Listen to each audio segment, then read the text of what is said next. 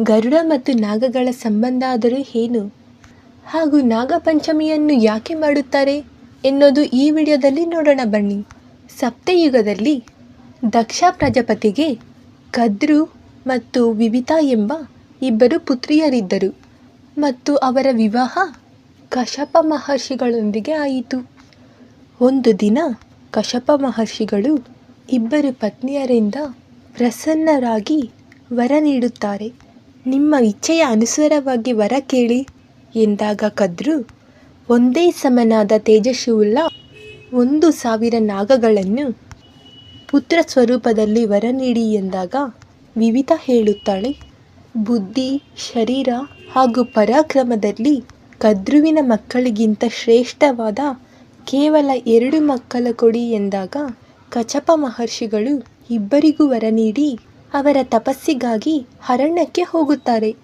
ಕೆಲವು ದಿನಗಳ ನಂತರ ಕದ್ರು 1,000 ಮೊಟ್ಟೆ ನೀಡುತ್ತಾಳೆ. ವಿವಿತಾ ಕೇವಲ 2 ಮೊಟ್ಟೆ ನೀಡುತ್ತಾಳೆ. ಆಗ ದಾಸಿಗಳು ಆ ಮೊಟ್ಟೆಗಳನ್ನು ವಿವಿಧ ಪಾತ್ರೆಗಳಲ್ಲಿ ಇಡುತ್ತಾರೆ. 500 ವರ್ಷಗಳ ನಂತರ 1000 ನಾಗಗಳು ಮೊಟ್ಟೆಯಿಂದ ಹೊರಬರುತ್ತದೆ. ಆದರೆ ವಿವಿತಳ ಮೊಟ್ಟೆಯಿಂದ ಮಕ್ಕಳು ಹೊರಬರುವುದಿಲ್ಲ. ಆಗ ವಿವಿತಳು ವಿಚಿತ್ರಳಾಗಿ ತನ್ನ ಕೈಯಿಂದ ಒಂದು ಮೊಟ್ಟೆ ಹೊಡೆಯುತ್ತಾಳೆ. ಆಗ ಆ ಮೊಟ್ಟೆಯಿಂದ ಮಗ ಹೊರಬಂದು ಮೇಲ್ಭಾಗ ಮಾತ್ರ ಪೂರ್ಣ ರೂಪದಲ್ಲಿರುತ್ತದೆ, ಕೆಳಭಾಗ ಇನ್ನೂ ರೂಪವಿದ್ದಿಲ್ಲ. ಆಗ ಆ ಪುತ್ರ ಕೋಪದಿಂದ ಶಾಪ ಕೊಡುತ್ತಾನೆ, ಅಮ್ಮ, ನೀನು ಲಾಭದ ಒಗಿತಾಳಾಗಿ ನನ್ನನ್ನು ಅರ್ಧ ದೇಹ ಮಾಡಿಬಿಟ್ಟೆ. ಆದ್ದರಿಂದ ಇನ್ನೂ 500 ವರ್ಷಗಳ ಕಾಲ ಕದ್ರುವಿನ ದಾಸಿಯಾಗಿರು. ಈ 2ನೇ ಮೊಟ್ಟೆಯಲ್ಲಿರುವ ಮಗನಿಂದ ನಿನಗೆ ದಾಸತ್ವದಿಂದ ಮುಕ್ತಿ ಸಿಗಲಿ ಎಂದು ಹೇಳಿ ಆ ಪುತ್ರನು ಅಂತರಿಕ್ಷಕ್ಕೆ ಹಾರಿ ಹೋಗುತ್ತಾನೆ. ಆಗ ಅವನು ಸೂರ್ಯಲೋಕಕ್ಕೆ ಹೋಗಿ ಸೂರ್ಯನ ಸಾರಥಿಯಾಗುತ್ತಾನೆ. ಮುಂದೆ ಅವನು ಅರುಣ ಎಂಬ ಹೆಸರಿನಿಂದ ಪ್ರಸಿದ್ಧನಾಗುತ್ತಾನೆ. ಹೀಗಿರಬೇಕಾದರೆ ಒಂದು ದಿನ ಕದ್ರು ಹಾಗೂ ವಿವಿತಾ ಸಮುದ್ರದ ಹತ್ತಿರ ಹೋಗುತ್ತಾರೆ. ಅಲ್ಲಿ ಒಂದು ಕುದುರೆ ಬರುತ್ತದೆ.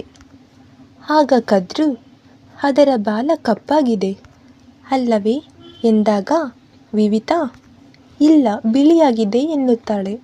ಆಗ ಕದ್ರು ವಿವಿತಳನ್ನು ದಾಸಿ ಮಾಡಿಕೊಳ್ಳಲು, ಸರಿ, ಹಾಗಾದರೆ ಅದರ ಬಾಲ ಬಿಳಿಯಾದರೆ ನಾನು ನಿನ್ನ ದಾಸಿಯಾಗುತ್ತೇನೆ, ಕಪ್ಪು ಇದ್ದರೆ ನೀನು ನನ್ನ ದಾಸಿಯಾಗಬೇಕು ಎಂದು ಹೇಳಿ ಮನೆಗೆ ಹಿಂದಿರುಗುತ್ತಾರೆ.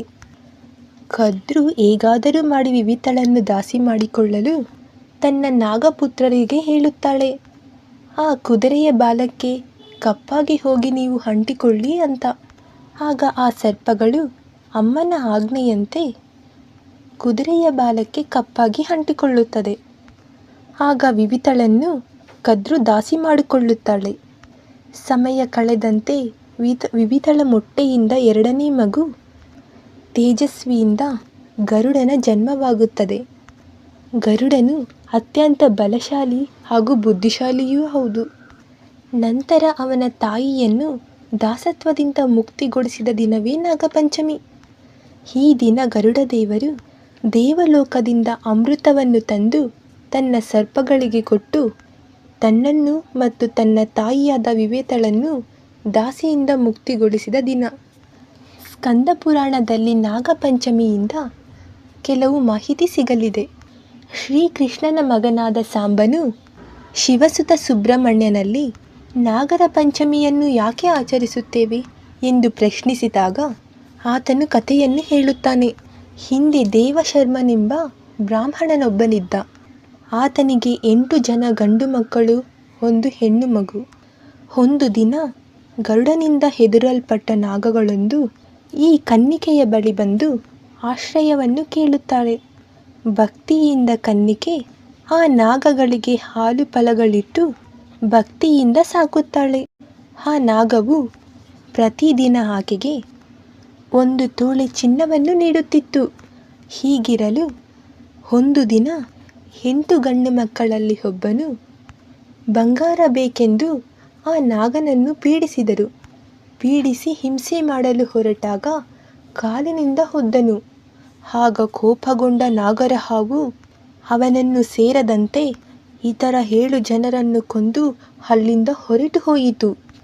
ತನ್ನ ಅಣ್ಣಂದಿರ ಸಾವಿಗೆ ತಾನೇ ಕಾರಣವೆಂದು ಆ ಕನ್ನಿಕೆ ದೇವರನ್ನು ಬೇಡಿಕೊಂಡಾಗ ನಾರಾಯಣನು ವಾಸುಕಿಗೆ ಆ ಸತ್ತ ಹುಡುಗರನ್ನು ಬದುಕಿಸಲು ಹೇಳುತ್ತಾರೆ. ಈ ರೀತಿ ಪುನಃ ಅಣ್ಣಂದಿರು ಅವರ ಜೀವ ಮರಳಿ ಬರುತ್ತದೆ. ಈ ಕನ್ನಿಕೆಯ ಯಶಸ್ವಿ ದಿನವೇ ನಾಗಗರುಡ ಪಂಚಮಿ. ಅನಂತಂ ವಾಸುಕಿಂ ಶ್ರೇಷ್ಠಂ ಪದ್ಮನಾಭಂ ಚ ಕಂಬಾಲಂ ಶಂಖಫಲಂ ಧೃತರಾಷ್ಟ್ರಂ ತಕ್ಷಕಂ ಕಾಲಿಯಂ ತಥಾ ಎಂಬ ಶ್ಲೋಕವು ನಾಗದೇವರನ್ನು ವಿವಿಧ ಹೆಸರುಗಳಿಂದ ಕರೆಯಲಾಗುತ್ತದೆ. ನಾಗದೇವರಿಗೆ ಅಭಿಷೇಕ ಮಾಡುವುದರಿಂದ ನಮ್ಮ ಎಲ್ಲ ಹಿಂದಿನ ಜನ್ಮದ ಎಲ್ಲ ಪಾಪ ಸರ್ಪ ದೋಷಗಳು ದೂರವಾಗುತ್ತದೆ. ಒಮ್ಮೆ ಸರ್ಪಗಳು ಲೋಕಹಿಂಸಿಕವಾದಾಗ ಬ್ರಹ್ಮದೇವನು ನೀವೆಲ್ಲ ಸಾಯಿರೆಂದು ಶಪಿಸಿದರು. ಆಗ ಸರ್ಪಗಳು ತಮ್ಮ ತಪ್ಪಿನ ಅರಿವಾಗಿ ಬ್ರಹ್ಮನಲ್ಲಿ ಕ್ಷಮೆ ಕೋರಿದರು. ಆಗ ಬ್ರಹ್ಮನು ಅವುಗಳಿಂದ ಸುರಕ್ಷಿತರಾಗಿರಿ ಎಂದು ಅನುಗ್ರಹಿಸಲ್ಪಟ್ಟ ದಿನವೇ ನಾಗಗರುಡ ಪಂಚಮಿ. ಇದೇ ಥರ ಬಹಳಷ್ಟು ಕಥೆಗಳಿದೆ. ನಮ್ಮ ವಿಡಿಯೋ ಇಷ್ಟವಾಗಿದ್ದಲ್ಲಿ ದಯವಿಟ್ಟು ಲೈಕ್ ಮಾಡಿ, ಶೇರ್ ಮಾಡಿ, ಕಮೆಂಟ್ಸ್ ಮಾಡಿ, ಸಬ್ಸ್ಕ್ರೈಬ್ ಮಾಡಿ. ಹಾಗೆ ಪಕ್ಕದಲ್ಲಿರೋ ಬೆಲ್ ಬಟನ್ ಪ್ರೆಸ್ ಮಾಡೋದು ಮರಿಬೇಡಿ. Thank you for watching. Nagagaruda ಪಂಚಮಿಯ ಶುಭಾಶಯಗಳು.